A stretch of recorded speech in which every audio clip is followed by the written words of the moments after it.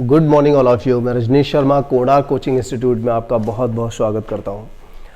अभी हम अनुपात से पहले, इस क्लास से पहले मतलब अनुपात में इस क्लास से पहले हमने 2 क्लासेस और ली हुई हैं। उन दोनों क्लासेस को देखिए, काफ़ी अच्छी क्लास है। मैंने आपको पहले ही बताया था कि अनुपात की हर क्लास से, हर एक क्लास से आपको एक सवाल बनने की उम्मीद रहेगी। हर हालत में ऐसा होगा। और अनुपात एक ऐसा चैप्टर है, इस चैप्टर में मतलब जितना भी आप पढ़ेंगे उनका यूज़ किसी न किसी चैप्टर में आप ज़रूर करते रहते हैं। तो बहुत ही इंपॉर्टेंट चैप्टर है पूरे मैथमेटिक्स के लिए। अगर आप लोग अभी हमारे चैनल पे नए हैं तो चैनल को सब्सक्राइब करिए और बेल आइकन को भी दबा लीजिए, क्योंकि आपको नोटिफिकेशन यहाँ से मिलते रहेंगे जितनी भी क्लासेस होती हैं। और 1-2 दिन में बहुत जल्द ऐसा होने वाला है कि सारी क्लासेस जो हैं उनका एक शेड्यूल रहेगा लगभग 1 जुलाई 2020 से। तो एक ऐसा रहेगा कि सारी क्लासेस का एक शेड्यूल आपको दे दिया जाएगा और उसी शेड्यूल के माध्यम से ही क्लासेस अपलोड होंगी। तो सब्जेक्ट वाइज सारी क्लासेस का डेली का शेड्यूल रहेगा। उस टाइमिंग पे आपकी सारी क्लासेस ज़रूर अपलोड हुआ करेंगी। उन क्लासेस को आप समय से देख सकोगे, ठीक है। तो अभी देखिए, मुझे सिर्फ यही कहना था कि आपको अगर क्लासेस ठीक लगी हैं, पिछली क्लासेस से आपको कुछ बेहतर लगा है और आपको अच्छा लग रहा है, आपकी स्टडी अच्छे से हो रही है, जैसा कि आगामी जो परीक्षाएं हैं, जेल पुलिस है या लेखपाल का भी नोटिफिकेशन आने की उम्मीद लग रही है। और इसके अलावा यूपी एसआई, यूपी कांस्टेबल, ये सब है। बाकी सीपीओ एसआई के एग्ज़ाम देखिए वो भी होना ही है, क्योंकि नई नई अभी वैकेंसी आई है जिसके आवेदन इस समय चल रहे हैं। तो यूपी एसआई के साथ साथ आप जो सीपीओ एसआई है, सीपीओ एसआई को, जो कि आपके सामने इस समय एग्ज़ाम है, कम से कम यूपीएसआई तो आएगा, जब आएगा तब आएगा, देखेंगे। लेकिन फिलहाल आपका जो सीपीओ एसआई है, तो सीपीओ एसआई पे स्पेशली फोकस करिए। बहुत अच्छा एग्ज़ाम है, बहुत अच्छी जॉब भी है। और आप लोग, मेरा मानना यह है कि आप अगर अभी से डटे रहेंगे तो डेफिनेट आप जॉब ले सकेंगे, ठीक है। तो यहाँ पर पहली जो हमारी क्लास, मतलब इस क्लास का जो पहला प्रश्न है वो सामने लिखा हुआ है। यदि किसी संपदा मतलब यहाँ पर संपत्ति से होता है, यदि किसी संपत्ति के 4/5 भाग का मूल्य, 4/5 भाग का मूल्य, देखिए 4/5 भाग जो है वो किसके बराबर है, 16,800 के बराबर है। तो उस संपत्ति का 1/4 का मूल्य बताइए। तो आप यहाँ से एक काम कर सकते हैं, सीधा 1/4 भाग बराबर 16,800 बटे में ये 4/5 चला जाएगा। कहाँ जाएगा? बटे में जाएगा। ये संख्या हमेशा अपॉन में जाती है। तो देखिए 4/5 जब हम लिखेंगे तो बटे के बटे में जो संख्या आती है वो ऊपर चली जाती है, और ये वाला जो 1/4 है ये आपका यहाँ पर आ जाएगा, ठीक है। तो 4 से हम इसको काट लेते हैं, 4 चौका 16, 4 दूनी 8 और 2 0 आ जाएगा। फिर 4 से हम इसको काटेंगे, 4 एकम 4 हो जाएगा, ठीक है। 4 एकम 4 हुआ और यहाँ से बचेगा 2, 20 हो गया। सॉरी, 4 एकम 4, फिर 0 लगाना पड़ेगा, फिर 20 में लगाएंगे तो 4 पंजे और 1 0 ये आ गया। अब देखिए 10-50 का मल्टीप्लाई हम 5 से करेंगे तो आंसर आ जाएगा हमारा 5,250, ठीक है। ये इसका आंसर हो गया। अब देखिए इसी प्रश्न को आप एक दूसरे मेथड से भी कर सकते हो। ये सिंपल सा था, वैसे बेसिक था, चूंकि इसलिए करके जो एक नियम का रहता है उससे करा है हमने। अदरवाइज आप ऐसे भी कर सकते हो। 4/5 भाग का जो अनुपात है वो 16/80 से है, तो वही अनुपात 1/4 का वही अनुपात कौन सी संख्या से होगा? तो आप इन दोनों का मल्टीप्लाई इन दोनों के बराबर रख दीजिए, इन दोनों के गुणनफल के बराबर रख दीजिए। तो देखिए 4/5 x बराबर क्या हो जाएगा, 1680 गुणा 1/4। देखिए 4 से पहले इसको काट लेते हैं, 4 चौका 16 हो गया, 4 दूनी और देखिए ये 0 आ गया। अब 4 से इसको काटेंगे तो कितना आएगा, 4 से इसको काट देते हैं तो यहाँ से, सॉरी 16,800 है तो एक 0 और आएगा यहाँ पर। अब 4 से इसको काट लेते हैं। देखिए कैलकुलेशन वही है, मल्टीप्लाई कैलकुलेशन जो आप कर रहे थे, डिवाइड वगैरह, वो सब सेम रहेगा क्योंकि सवाल एक ही है। तो लास्ट की लाइन सबकी एक जैसी होनी है। 4 से काटेंगे, 4 धाई 40 हो जाएगा और यहाँ से देखिए 2 बचेगा, 20 हो जाएगा, 4 पंजे 20, एक 0 आ जाएगा। फिर से देखिए आप 10-50 का मल्टीप्लाई जब इससे करेंगे तो 5,250 आपका आंसर हो जाएगा। चाहे आप इस मेथड से करिए चाहे इस मेथड से करिए, एक ही बात है, ठीक है। और या फिर आप पूरी संपत्ति निकालने के बाद भी उसका डिवाइड बाई 4 कर सकते हैं, लेकिन मैं कहूँगा कि आप पूरी संपत्ति को मत निकालिए, पूरी संपत्ति से आपका कोई मतलब भी नहीं है।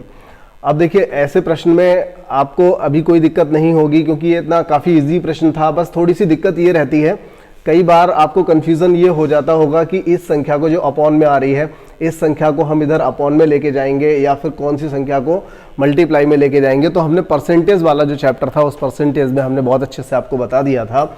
जब हम यहाँ पर देखिए, ये आपने अगर नोट कर लिया है तो करिए, अदरवाइज मैं थोड़ा मिटा के और समझाने वाला हूँ, ये स्क्रीनशॉट ले लीजिए। देखिए जैसे हमने यहाँ पर किया, ये देखें ये लिखा हुआ है, तो क्या करते थे कि यहां से एक भाग निकालेंगे। तो एक भाग निकालने के लिए हमेशा क्या होता था, 16,800, और ये संख्या तो अपॉन में जाएगी। लेकिन जब ये संख्या है ही अपॉन में ऑलरेडी, मतलब भिन्न में दे रखी है, तब बटे के बटे में जब कोई संख्या जाती है तो ऊपर आ जाती है, ये तो आपको पता ही है। तो यहां से 4 और जो 4 बटे में जो 5 आ रहा है, वो वाला जो 5 है वो ऊपर आ जाएगा। जब एक भाग इतना है, एक भाग इतना है, तो इसका अगर 2 भाग निकालेंगे तो 2 गुना हो जाएगा, 3 भाग निकालेंगे 3 गुना हो जाएगा। लेकिन हमें कितना भाग निकालना है, चौथाई भाग निकालना है।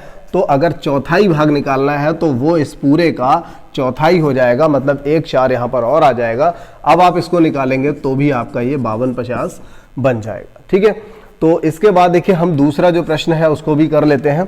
3 लोगों ABC में 6240 रुपए को, 6240 रुपए को ABC 3 लोगों में कुछ इस प्रकार बांटना है कि उनके भागों का जो अनुपात रहे। देखिए ऐसा प्रश्न हमने पिछली वीडियो में, पिछली क्लास में भी करा दिया था, लेकिन 3 4 5 अगर सिंपल दिया होता तो हम उसको कर सकते थे। यहां पर जो अनुपात दिया है वो अपनी स्टैंडर्ड फॉर्म में, अपने मानक रूप में नहीं है, तो इसे भी हमें चेंज करना पड़ेगा। वैसे तो काफी इजी होता है ये प्रश्न आपके लिए, लेकिन यहाँ पर 1/2, 1/3 और 1/4 का अनुपात दिया हुआ है। तो अनुपात में अनुपात दे रखा है। अनुपात का मतलब तो वैसे ही बटा होता है। अगर 1:3 कहीं लिखा हुआ है तो उसका मतलब तो ऑलरेडी 1/3 होता है, लेकिन यहाँ तो और भी अनुपात जो दिया है वो बटे में दे रखा है। तो देखिए ऐसे प्रश्न को सॉल्व करने के लिए जिसमें कोई संख्या जो अनुपात दिया होता है वो भी उसका स्टैंडर्ड फॉर्म में ना दे करके उन्होंने क्या दिया है कि उसे भी अनुपात में दे रखा है, मतलब बटे में दे रखा है। तो ऐसे प्रश्न को हम कैसे सॉल्व करेंगे?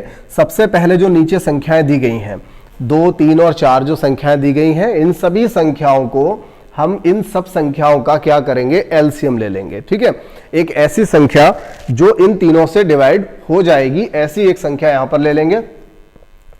फिर देखिए 2 3 और 4 का एलसीएम क्या हो जाएगा, 2 3 और 4 का एलसीएम, देखिए एलसीएम क्या होता है, इन तीनों से कटने वाली छोटी से छोटी संख्या होती है। तो इन तीनों से कटने वाली छोटी संख्या 12 हो जाएगी।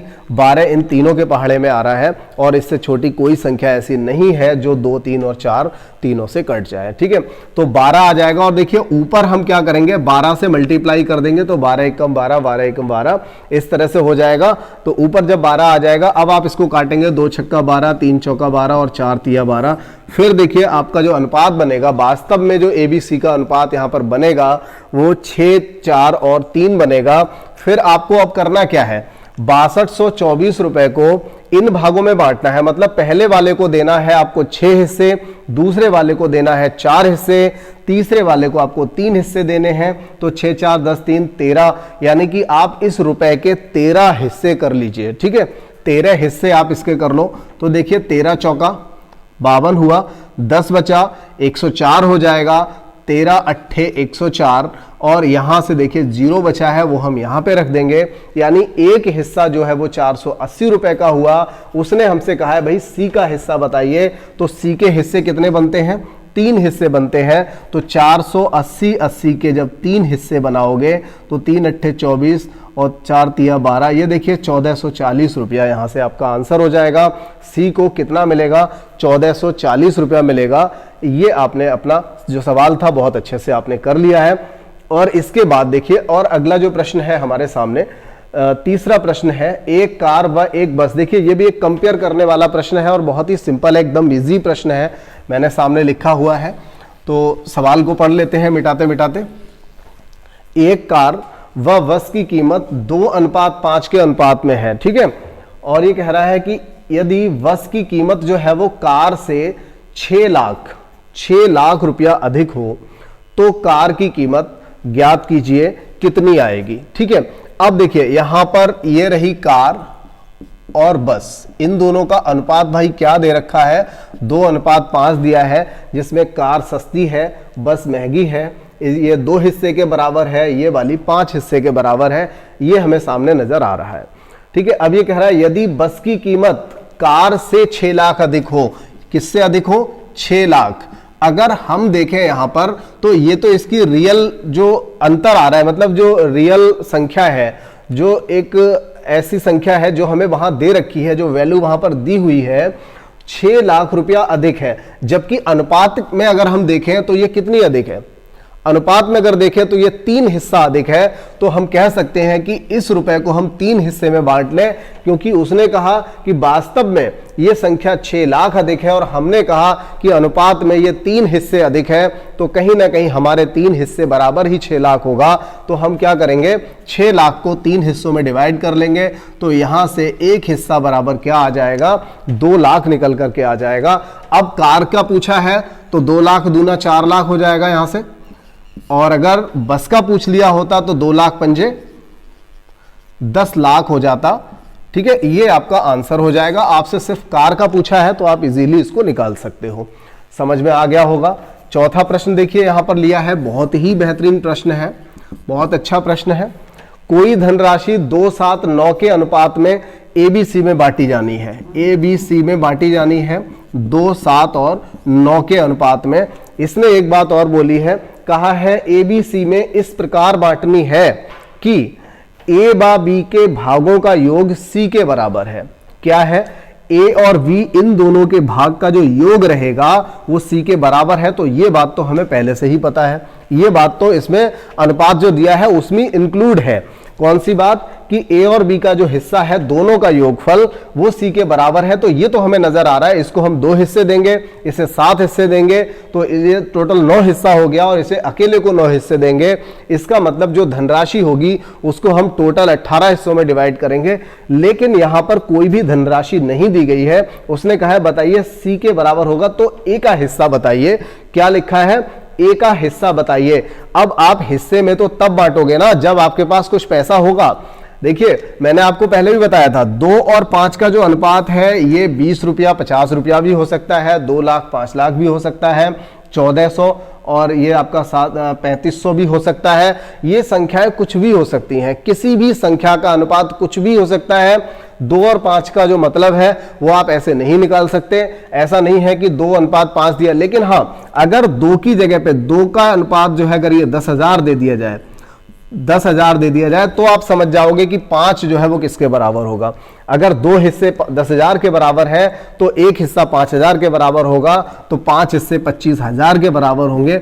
ये तो आप निकाल लोगे, लेकिन आप ये सोचो कि आपको कोई वैल्यू नहीं दी है, किसी भी अनुपात का कोई मान नहीं दिया है, तो आप इसका आंसर नहीं निकाल पाओगे। तो यहां पर जो सवाल था इसमें दिया हुआ था कि A और B के भागों का योग C के बराबर है, तो A का हिस्सा बताइए। तो हम यहां से A का हिस्सा नहीं निकाल पाएंगे। तो आप कह सकते हो कि इसका जो आंसर रहेगा वो डाटा अपर्याप्त रहेगा, या आप कह सकते हो मतलब जिसको आप कैन नॉट डिफाइंड, CND जिसको हम कहते हैं, कैन नॉट डिफाइंड, जिसको हम नहीं बता सकते। यहां पर देखिए आंकड़े अपर्याप्त रहेंगे। लेकिन एक बात और हो जाती है, जैसे मान लीजिए इसी प्रश्न में अगर उसने ये पूछ लिया होता कि बताइए C को कितना प्रतिशत मिलेगा, अगर उसने पूछा होता बताइए C को या A को कितना प्रतिशत मिलेगा, तो हम यहां से निकाल सकते थे, वो हम फाइंड कर लेंगे। जैसे C का अगर पूछा होता कि कितना प्रतिशत मिलेगा, तो देखिए C को कितना मिल रहा है, 9 हिस्से, टोटल हिस्से कितने हैं 18, तो इसी को आप प्रतिशत में बदल दीजिए, 50% आपका आंसर हो जाता C के लिए। अगर A के लिए प्रतिशत पूछा होता तो A का हिस्सा कितना है 2 बटे में कितना आएगा 18, कितना आएगा अनुपाती योग आएगा टोटल। तो इसको 18 में से 2 हिस्से मिल रहे हैं, तो ये परसेंटेज में कन्वर्ट करने के लिए हम 100 से मल्टीप्लाई कर देंगे, तो 200 बटे 18 जो भी काट पीट के परसेंटेज निकल आएगा वही आपका आंसर यहां से हो जाता। लेकिन यहां पर आप पूरा हिस्सा नहीं निकाल सकते, क्योंकि आपको कोई वैल्यू दी ही नहीं है। अगर उसने एक ही वैल्यू भी दी होती तो हम सारा निकाल सकते थे, B और C को अलग अलग भी निकाल सकते थे, हम यहां से कुछ भी फाइंड कर सकते थे। लेकिन जब तक उन्होंने कोई वैल्यू नहीं दी है तो हम इसे नहीं निकाल सकते। ठीक है, तो ऐसे प्रश्न का आंसर डाटा अपर्याप्त रहेगा। अगले प्रश्नों को यहां पर ले लेते हैं। देखिए हमने अगले यहाँ पर प्रश्नों को ले लिया है, जिसमें हमारा पहला प्रश्न जो आज की इस वीडियो का 5वां प्रश्न है, 53 रुपया ABC में इस प्रकार बांटना है कि A को B से 7 रुपया अधिक और B को C से 8 रुपया अधिक मिलता है, उनके हिस्सों का अनुपात बताओ। ठीक है, तो सबसे बड़ी जो समस्या आपके सामने आती है, सबसे बड़ी चुनौती जो रहती है वो होती है कि इनका हम रिलेशन कैसे बनाएं। ठीक है, ABC का रिलेशन कैसे बनाएं, तो ये बात हम आपको बहुत ही समझदारी से बता देते हैं, आसानी से बता देते हैं। देखिए यहाँ पर ABC में अगर हम इनको अनुपात में जो इनका रिलेशन है वो हमें बनाना है, और वही उसने पूछा हुआ है कि इनका अनुपात बताना है केवल। तो देखिए सबसे पहले आप सोचोगे कि A को यहाँ पर लिख सकते हैं, थोड़ा दूर दूर लिख लें इसको, ABC। A को क्या मिलता है, B से 7 रुपया अधिक। ठीक है, ये देखिए अगर मैंने आपको ऐसा एक और प्रश्न भी बताया था जिसमें मैंने कहा था आप ABC में से किसी को भी X मानिए तो भी हो जाएगा, लेकिन आप नहीं समझ पाते हैं कि सिंपल तरीका कौन सा होगा। तो उसके लिए आप यहाँ पर ऐसा करें, A को मान इस तरह से लिखते जाइए जो कुछ हमने पढ़ा, A को B से 7 रुपया अधिक। ठीक है, किसको, A को B से 7 रुपया अधिक। तो देखिए हमने ये एरो दिखा दिया है, इसका मतलब है कि इससे इसको +7 मिला है, मतलब A को ज्यादा मिला है। आगे बोला है तथा B को C से 8 रुपया अधिक, यानी B को जो है C से भी 8 रुपया अधिक मिला है। तो कहने का मतलब है C को जितना मिला उससे 8 B को ज्यादा मिला, और जितना B को मिला है उससे 7 A को ज्यादा मिला है। तो हम शुरुआत अगर यहां से करें तो आसान हो जाएगा। C को अगर हम माने X मिला है तो इसको X + 8 मिला है, और इससे भी 7 रुपया इसको ज्यादा मिला, तो X + 8 में 7 और जोड़ दीजिए तो कितना हो जाएगा, X + 15 हो जाएगा। और इन तीनों को कितना रुपया मिला है, तो इन तीनों को हमने कितना रुपया बांटा है, 53 रुपया बांटा है। तो यहां से आंसर निकल आएगा 1 2 3, 3x + 23 बराबर 53। तो 3x बराबर 53 से 23 जाएगा तो 30 बचेगा, तो x का मान यहाँ पर 10 हो जाएगा। कितना हो जाएगा, 10 हो जाएगा। और देखिए उसने हमसे पूछा क्या है कि इनके हिस्सों का अनुपात बताना है। तो ठीक है, हमने देखिए अभी ABC पूछा हुआ है इन्होंने, तो हमने यहाँ लिखा हुआ था ABC, C की जगह पे क्या लिखेंगे, x यानी कि 10, और 10 में 8 जोड़ के यहाँ लिखेंगे तो ये 18, और इसमें भी 7 जोड़ के यहाँ लिखेंगे तो ये कितना हो जाएगा, 25 हो जाएगा। तो यही आपका आंसर हो जाएगा। ABC का जो अनुपात है वो कितना रहेगा, 25, 18 और 10 रहेगा। एक बात आपको और बता दूं, ऐसे प्रश्न को आप कलम भी मत चलाइएगा, आपके पास ऑप्शन होते ही हैं, क्योंकि आप जो भी एग्जाम देने जा रहे हैं उसमें ऑप्शन होता है। तो देखिए यहाँ पर क्या है कि अगर आप केवल मेन एग्जाम खंड शिक्षा अधिकारी का देंगे तो वहां दिक्कत रहेगी, वहां पर ऑप्शन नहीं होगा। तो वो भी डिपेंड करेगा कि क्या क्या सब्जेक्ट उसमें आ रहे हैं। फिलहाल आप जो तैयारी कर रहे हैं, मैक्सिमम जो एग्जाम होते हैं उन सभी में ऑप्शंस जो है दिए रहते हैं। तो ऐसे प्रश्न को आप ऑप्शन से कैसे करेंगे जरा समझ लीजिए। सबसे पहली बात तो 53 क्या है, यहां पर इस प्रश्न के लिए स्पेशली मैं आपको बता दूं, देखिए जब आप सवाल पढ़ रहे होते हैं तो आपको माइंड में इतना शार्पनेस आपको चाहिए कि आप सवाल को पढ़ते पढ़ते समझ जाएं कि ये प्रश्न किस तरीके से सबसे सिंपल होगा। देखिए जब आपका ध्यान जाएगा 53 पे, 53 रुपए को आपको 3 हिस्सों में बांटना है, तो आप एक बात बिल्कुल पक्की समझ लीजिए कि यहां पर जो 53 है वो क्या है, एक अभाज्य संख्या है।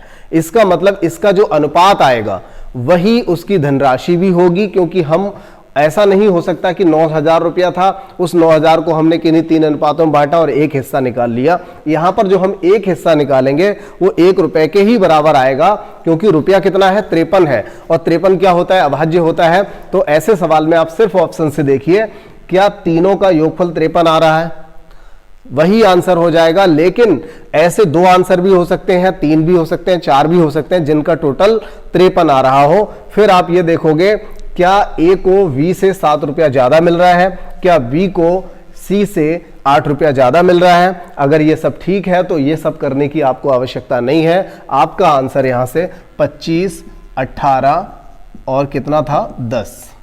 ठीक है, आपका आंसर यहां से आपको मिल चुका है। ठीक है, तो काफी सिंपल सा था ये, मैंने यहां पर इसको डिटेल में भी बता दिया है, और अगर ऑप्शन से ही आपको करना है तो आप कर सकते हो। जब ये पूरा चैप्टर फिनिश हो जाएगा तब तक आप अपनी तैयारी कर रहे हो, तो घर पे आप क्या करोगे, जब आप होमवर्क कर रहे होते हो आप प्रैक्टिस कर रहे होते हो, तो उस समय कोशिश करो कि जैसा मैं बताता हूँ उस तरीके के प्रश्नों को ऑप्शन से करने की कोशिश किया करो, जिसमें समय कम लगता है। थोड़ा दिमाग तो ज़्यादा लगाना पड़ता है, लेकिन अभी से आदत डालिए। आदत डालेंगे तो धीरे धीरे इम्प्रूवमेंट हो जाएगा। थ्योरी से करने में थोड़ी दिक्कत होती है। ऐसा नहीं है कि हर प्रश्न को थ्योरी से नहीं करेंगे, क्योंकि जब पेपर का कलेक्शन जो होता है, जो पेपर बनता है, तो उस पेपर में कुछ ऐसे कंटेंट डाले जाते हैं जिनमें से कुछ एक लेवल होता है। उतने प्रश्न जो होते हैं ऑप्शन से होने वाले होते हैं, कुछ प्रश्न थ्योरी से होने वाले होते हैं, कुछ डायरेक्ट फॉर्मूले से होते हैं। हर तरह का प्रश्न वहाँ पर होता है। ऐसा बिल्कुल नहीं है कि हम केवल एक मेथड पढ़ें और उसी से प्रश्न हमारा हो जाएगा, पूरा प्रश्न पत्र हम सॉल्व कर लेंगे, ऐसा नहीं होता है। ठीक है, तो हर तरीके के प्रश्नों को आपको पढ़ना पड़ेगा। यहाँ पर हमारा छठा सवाल है। देखिए यहां से बता दूं आपको, AB का अनुपात जो दिया है वो भी स्टैंडर्ड फॉर्म में नहीं दिया है, BC का अनुपात भी स्टैंडर्ड फॉर्म में नहीं है, CD का अनुपात भी स्टैंडर्ड फॉर्म में नहीं है, और ABCD पूछा हुआ है। जबकि ABCD निकालने के लिए ये काम तो अगर ये स्टैंडर्ड फॉर्म में होता तो ये प्रश्न में बताता भी नहीं आपको, क्योंकि ABCD जब आपको निकालना है तो ये मेथड तो आपको पहली क्लास से ही आ गया होगा। और यहाँ पर देखिए इसको हम स्टैंडर्ड फॉर्म में लाने की कोशिश करेंगे, जैसा कि हमने अभी थोड़ी देर पहले पिछले एक प्रश्न में किया भी था। तो क्या करते हैं, इन दोनों संख्याओं का, देखिए ये संख्या इधर ले जाते हैं, या फिर ऐसा करिए, यहां पर क्या 1 लिखा हुआ था, ठीक है, 1 लिख देता हूं पहले मैं यहां पर। ये देखें, पहले आप इसको काटिए, 3 तिया 9। अब इस 3 को इधर ले जाओ, ये 3 बनेगा, और इस वाले 3, यहां तो कुछ रहा नहीं है तो यहां पर 1 रह गया है, ये 1 इधर जाएगा, तो आपका फाइनली A और B का जो अनुपात है वो 2-3 रह जाएगा। इसी तरह से BC का निकालेंगे, 7 दूनी 14 हो गया, ये 2 इधर जाएगा, तो ये 4:5 हो जाएगा। ठीक है, कितना हो जाएगा, 4:5 हो जाएगा। इसी तरह से CD को देख लीजिए, तो CD में 5 दूनी 10 काटेंगे, ये 2 इधर जाएगा, तो यहाँ पर भी 6:7 हो जाएगा। अब आपके पास AB है, BC है, CD है, और अब अपना आंसर आप निकाल सकते हो सकता है कुछ लोग ये पहली क्लास ही देख रहे होंगे, तो आप बाद में स्टार्टिंग की क्लासेस को देख लीजिए, लेकिन मैं यहाँ बता देता हूँ। जैसे देखिए यहाँ पर AB जो है 2-3 हो गया, BC 4-5 था, तो हमने BC के नीचे 4-5 लिखा है, और CD जो है, CD की जगह हम कितना लिखेंगे, 6 और 7 लिखेंगे। तो यहाँ से देखिए अब क्या करते हैं, जो जगह बची हुई है, खाली है, उन जगह को हम यहाँ पर फिल कर लेते हैं। इस 3 से ये वाली जगह भर देंगे, इस 5 से ये वाली जगह भरेंगे, इस वाले 4 से ये जगह भरेंगे, और यहाँ पर 6 आ जाएगा। तो देखिए 2 चौका 8 और 8 छक 48 आपका यहाँ से बनेगा, 3 चौका 12, 12 छक 72 यहाँ से बनेगा, 3 पंजे 15 छक्का 90 ये आ जाएगा, और 3 पंजे 15 सत्ते 105 आएगा। अब देखिए सारी संख्याएं 3 से कटने वाली हैं। यहाँ पर कैसी संख्याएं हैं, 3 से कटने वाली हैं, तो आप यहाँ से 3 से इनको काट सकते हो। 16, 24, 30 और 35 आपका आंसर हो जाएगा। देखिए एक काम और भी कर सकते हो आप, यहाँ से पहले भी इस काम को, जो अभी हमने 3 से काटा है, ये काम आप यहाँ पर भी कर सकते थे। ठीक है, हर चीज को समझिए, जो चीज जहां भी अप्लाई कर सको वहीं पे कर देना। तो 3 से देखिए इन तीनों में ही 1, 2, 3 और देखिए 3 दूनी 6 ये आ रहा था, तो आप यहां पर भी काट सकते थे। इसके बाद आपका आंसर देखिए 2 चौका 8 दूनी 16 और 6 चौका 24, 5 छक्का 30 और 5 सत्ते 35। जब आप पहले ही काट लेंगे तो आपको बाद में नहीं काटना पड़ेगा, और जो पहले से थोड़ा बड़ा बड़ा मल्टीप्लाई हो जाता है वो भी नहीं करना पड़ेगा। तो इस तरह का देखिए, हर चीज को समझते चलिए, जो चीज जब भी समझ में आपको आ जाए आप उसको समझते चलिए, लेकिन अप्लाई तब करिए जब उसकी जरूरत हो। ठीक है, जब बहुत सारी चीजें समझ रखी होंगी तो कहीं ना कहीं आपको वो काम आती रहेंगी, प्रश्नों में आपकी हेल्प करती रहेंगी। ठीक है, अगला हमारा यहाँ पर 7वां प्रश्न है। देखिए सिंपल सा प्रश्न है 7वां। क्या दिया है, 4 की पावर 1.5 अनुपात 2 की घात 0.5। कितना दिया है, 0.5। ये 1.5 दे रखा है और यहाँ पर आधा दिया है। अब देखिए जब ये दिया हुआ है अनुपात में, तो आप एक चीज यहाँ पर देखिए कि ये छोटा है ये बड़ा है, तो 2 को तो हम 4 बना नहीं सकते ऐसे, लेकिन 4 को 2 बना सकते हैं। तो हम यहाँ पर क्या करें, इस 4 को बना लें 2 की घात 2, और ऊपर से कितना चल रहा है, 1.5 चल रहा है। ये करने की एक छोटी सी बात यहाँ पर है जो आपको पता होगी, बहुत आसान सी बात है यहाँ पर। तो आप इसको क्या लिख सकते हैं, 1.5 दूनी 3 लिख सकते हैं, और यहाँ पर 2 की घात 0.5 हो जाएगा। कितना हो जाएगा, 0.5 हो जाएगा। देखिए ये कुछ ऐसा प्रश्न बन गया है जो पूरा पूरा सॉल्व नहीं हो रहा है, तो हम इसको थोड़ा सा चेंज कर लेते हैं, तब ज़्यादा अच्छा रहेगा। बल्कि ऐसा करते हैं, यहाँ पर पूरा पूरा 1 रख लेते हैं या ऐसे ही छोड़ देते हैं, तब ये बन जाएगा। ठीक है, तो जब कुछ भी पावर नहीं लिखी होती है यहाँ पर हम ऐसे ही छोड़ देते हैं। ठीक है, तो देखिए जब कोई भी पावर नहीं लिखी होती है तो उसका मान क्या होता है, 1 होता है उसका मान। और ये देखिए 1.5 का 2 गुना 3 हो गया, और ये 2 की पावर 1 ही है। और देखिए आपको ये तो पता है कि अनुपात का मतलब तो बटा होता है। अनुपात का मतलब क्या होता है, बटा होता है, और बटे का मतलब भाग होता है। ठीक है, इससे इसको भाग देंगे तो भाग में घातें घट जाती हैं, गुणा में घातें जुड़ जाती हैं। ये कॉन्सेप्ट भी आपको बहुत पहले से पता होगा। तो जब ये पावर ऊपर जाएगी, क्योंकि यहां भी 2 की पावर है, यहां भी 2 की पावर है, जब बेस समान होता है तब इनकी जो घातें होती हैं भाग में घट जाती हैं और गुणा में जुड़ जाती हैं। तो ये जो पावर है ऊपर जाएगी तो 2 की घात सिर्फ 2 बचेगा और बटे में कुछ नहीं बचेगा। जब कुछ नहीं बचता तो भी हम उसको 1 लिख सकते हैं। यानी आपका फाइनली यहां से आंसर जो रहेगा 4:1 हो जाएगा। ठीक है, ये प्रश्न भी आपको समझ में आ गया होगा। तो इसके बाद देखिए जो 8वां प्रश्न है वो बहुत अच्छा प्रश्न है, कोई जवाब नहीं ऐसे प्रश्न का, बहुत ही बढ़िया है, एकदम बेहतरीन थ्योरी इसमें लग रही है। तो जरा देखते हैं, मैं यहां पर ऑप्शन लिख देता हूं सबसे पहले उसके, क्योंकि बिना ऑप्शन के तो कोई मतलब ही नहीं होता ऐसे प्रश्न को हम सॉल्व कर पाए, और ऑप्शन से भी इतना इजी हो जाएगा, ये एकदम जादू सा फील होगा। बहुत अच्छा प्रश्न है। देखिए सवाल क्या है, पहले तो ये पढ़ लेते हैं।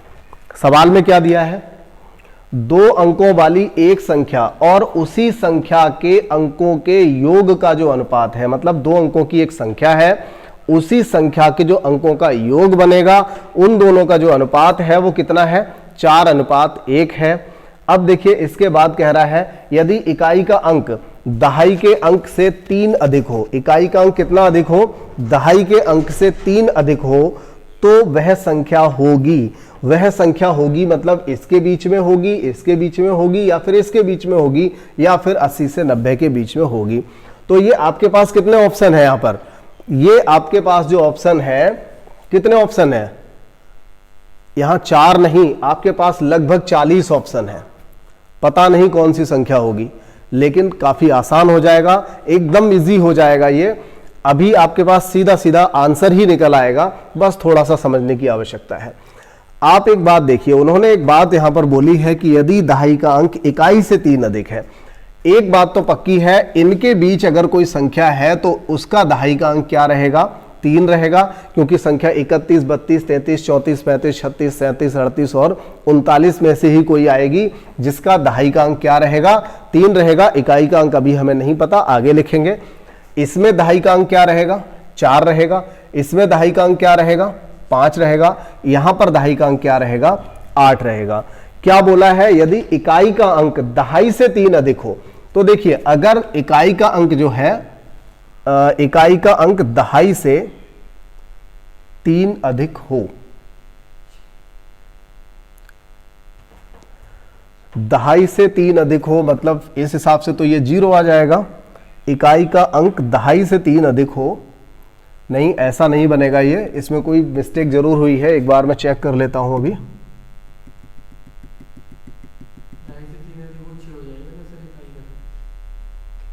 ठीक है, सही है, प्रश्न तो ठीक है, 6 हो जाएगा। ये उल्टा पढ़ लिया मैंने, ये दहाई का अंक लिखा हुआ है हमने, ना कि इकाई का अंक लिखा है।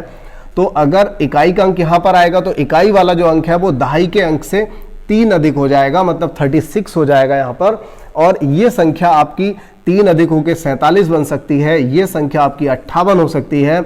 और यहां पर अगर हम देखें तो दहाई का अंक अगर 8 है तो इकाई का अंक जो 3 अधिक होगा, तो 8 में 3 जोड़ेंगे तो 11 बनेगा। कभी कोई अकेला इकाई का अंक 11 हो नहीं सकता, मतलब आपका आंसर डी वाला नहीं हो सकता। इनमें से ही कोई आपका एक आंसर है। और देखिए बहुत सिंपल हो गया, इन दोनों का योग करेंगे कितना आएगा, 13। तो आपसे क्या कहा गया था, दो अंकों से बनने वाली एक संख्या और उसके अंकों का योग, दोनों का जो अनुपात है वो 4:1 होना चाहिए। तो यहां पर देखिए 4:1 नहीं हो रहा है, जबकि पहले वाले में 4:1 हो रहा है। 36 है, ये देखिए 6×3 9 हो गया। तो इन दोनों को आप यहां पर क्या लिख सकते हो, मतलब संख्या हो गई 36 और इसके अंकों का योग कितना है, 9 है। तो 36 और 9 का जो अनुपात रहेगा वो 4:1 हो जाएगा और यही आपका फाइनल आंसर भी हो जाएगा। मतलब आपका आंसर जो है वो 30 और 40 के बीच मिलेगा। ठीक है, अब तक कितनी बड़ी क्लास हो चुकी है जरा देखो, 30 मिनट। चलिए ठीक है, तो आज की ये क्लास में सिर्फ इतना ही रखना है।